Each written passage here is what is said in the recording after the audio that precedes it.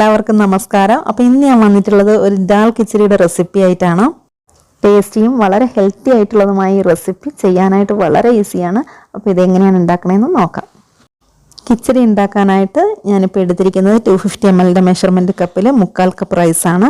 സോന മസൂരി റൈസോ അല്ലെങ്കിൽ പച്ചരിയോ അതല്ലാന്നുണ്ടെങ്കിൽ ബസ്മതി റൈസോ ഏത് വേണമെങ്കിലും എടുക്കാം. 1/4 കപ്പ് റൈസിൻ്റെ ബാക്കിയായിട്ട് ഞാനിപ്പോൾ എടുക്കുന്നത് സാമ്പാർ പരിപ്പാണ്. സാമ്പാർ പരിപ്പ് തന്നെ വേണമെന്നില്ല കേട്ടോ. അല്ലെങ്കിൽ നമ്മളുടെ ഈ ചെറുപയറിൻ്റെ പരിപ്പുണ്ടല്ലോ, അതോ അല്ലെങ്കിൽ കടലപ്പരിപ്പോ മസൂർ ദാലോ ഏതായാലും കുഴപ്പമില്ല. ഞാനിപ്പോൾ എടുക്കുന്നത് സാമ്പാർ പരിപ്പാണ്. എല്ലാ പരിപ്പും കൂടി മിക്സ് ചെയ്തിട്ട് വേണമെങ്കിൽ എടുക്കാം കേട്ടോ. അപ്പോൾ ഒരു പരിപ്പ് തന്നെ വേണമെന്ന് ഇല്ല. ഇപ്പം ഞാൻ എന്തായാലും 1/4 കപ്പാണ് എടുത്തിട്ടുള്ളത്. അപ്പോൾ 1/4 കപ്പ് റൈസ് ആയിരുന്നല്ലോ.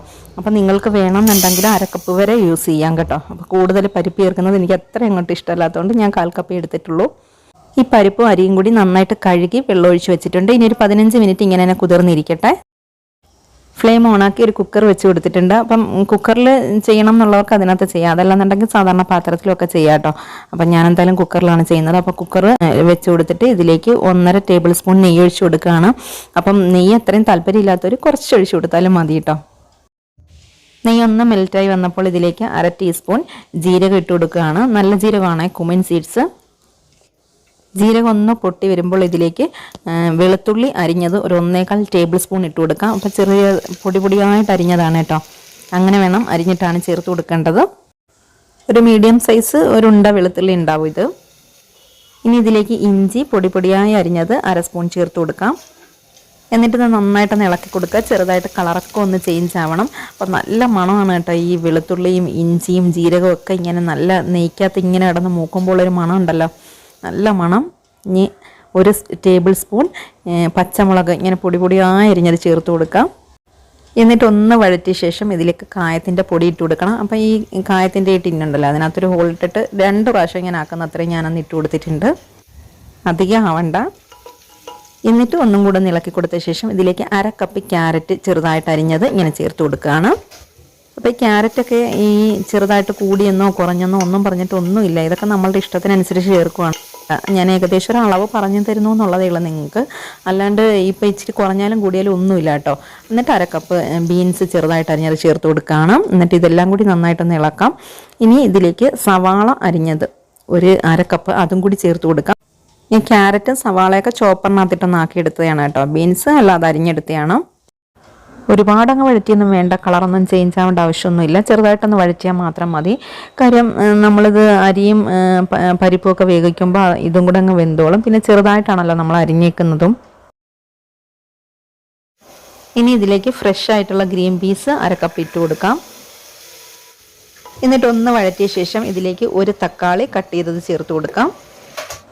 ആവശ്യത്തിനുള്ള ഉപ്പും കൂടി ചേർത്ത് കൊടുത്തിട്ട് ഇതിലേക്ക് 2 ടീസ്പൂൺ കാശ്മീരി മുളക് പൊടി, 1 ടീസ്പൂൺ മല്ലിപ്പൊടി, മഞ്ഞൾപ്പൊടി 1/2 ടീസ്പൂൺ, നല്ല ജീരകത്തിൻ്റെ പൊടി 1/4 ടീസ്പൂൺ ഇത്രയും കൂടി ചേർത്തിട്ട് ഈ പൊടിയുടെ എല്ലാം പച്ചമണം മാറുന്നിടം വരെ ഒന്ന് വഴറ്റിയെടുക്കാം.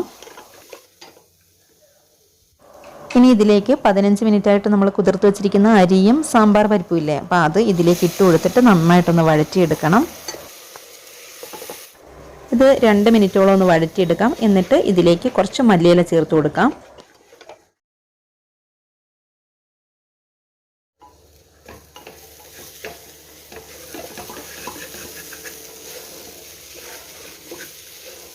അപ്പം ഞാനിത് വഴറ്റിക്കൊണ്ടിരുന്നപ്പോൾ തന്നെ അപ്പുറത്ത് വെള്ളം ചൂടാക്കാൻ വെച്ചിട്ടുണ്ടായിരുന്നു കേട്ടോ, അപ്പുറത്ത് അടുപ്പിൽ.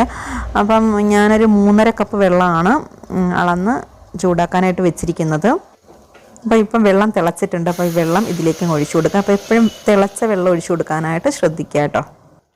ഇനി ഇത് ഇളക്കിയതിന് ശേഷം പാകത്തിനുള്ള ഉപ്പുണ്ടോ എന്ന് ഇപ്പം ടേസ്റ്റ് ചെയ്ത് നോക്കണം. അപ്പം ഞാൻ നോക്കിയപ്പം കുറവുണ്ടായിരുന്നു കേട്ടോ. അപ്പം ഞാൻ കുറച്ച് ആഡ് ചെയ്തിട്ട് ഇനി ഇത് അടച്ചു വയ്ക്കുകയാണ്. 4 മുതൽ 5 വിസിൽ വരെ ഒന്ന് കുക്ക് ചെയ്തെടുക്കാം. അപ്പം ഓരോരുത്തരുടെയും ഫ്ലെയിമും കുക്കറും ഒക്കെ അനുസരിച്ച് വ്യത്യാസം ഉണ്ടാവും. അപ്പോൾ അതൊക്കെ നോക്കിയിട്ട് ചെയ്യുക.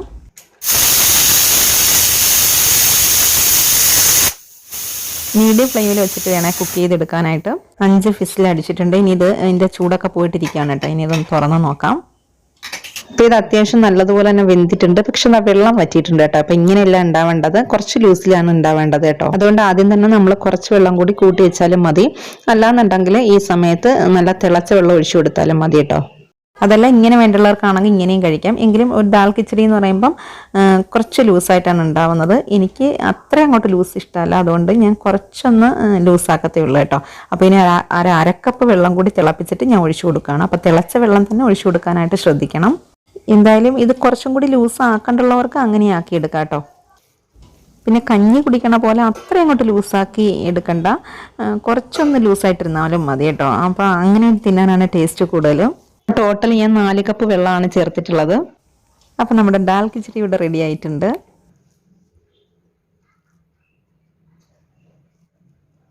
ഒന്ന് ഡെക്കറേറ്റ് ചെയ്യാൻ വേണ്ടിയിട്ട് മുകളിലായിട്ട് കുറച്ച് ക്യാരറ്റും മല്ലിയിലയും കൂടെ വെച്ച് കൊടുത്തതിന് ശേഷം കുറച്ച് നെയ്യ് ഒഴിച്ചു കൊടുക്കുകയാണ്. ഇത് വെറുതെ കഴിക്കാൻ തന്നെ നല്ല ടേസ്റ്റാണ്, കാരണം ഇത്രയും വെജിറ്റബിൾസും നെയ്യും എല്ലാം ഉണ്ടല്ലോ.